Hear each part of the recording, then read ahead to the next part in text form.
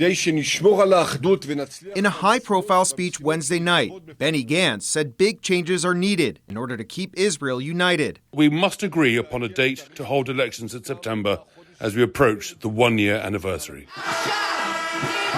His address comes amid widespread protests in Israel. On Tuesday, thousands flocked to the Israeli Knesset, calling for early elections and a renewed focus on bringing home the Israelis held hostage by Hamas. And on Wednesday, a chaotic scene inside the Knesset when relatives of hostages stormed the gallery with yellow paint on their hands. Gantz referenced this unrest, saying Israel needs quiet in the ballot box, not flames in the streets. He's outraged and he's heartbroken. At the White House, President Joe Biden's press secretary reflecting the growing divide between Netanyahu and the president, following the Israeli airstrikes in Gaza that killed 7 aid workers from the World Central Kitchen. Biden penned a blistering statement that said this was not a standalone incident, declaring Israel has not done enough to protect aid workers trying to deliver desperately needed help to civilians. Incidents like yesterday's simply should not happen.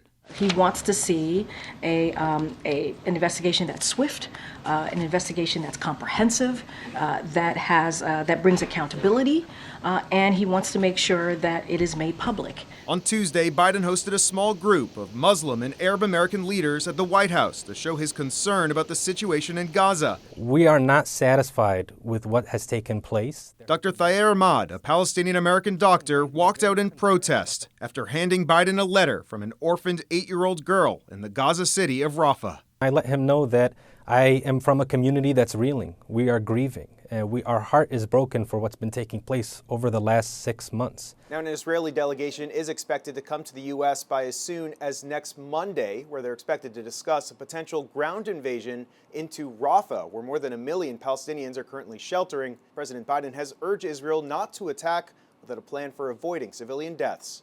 Reporting here in Washington, this is Koslof, Spectrum News.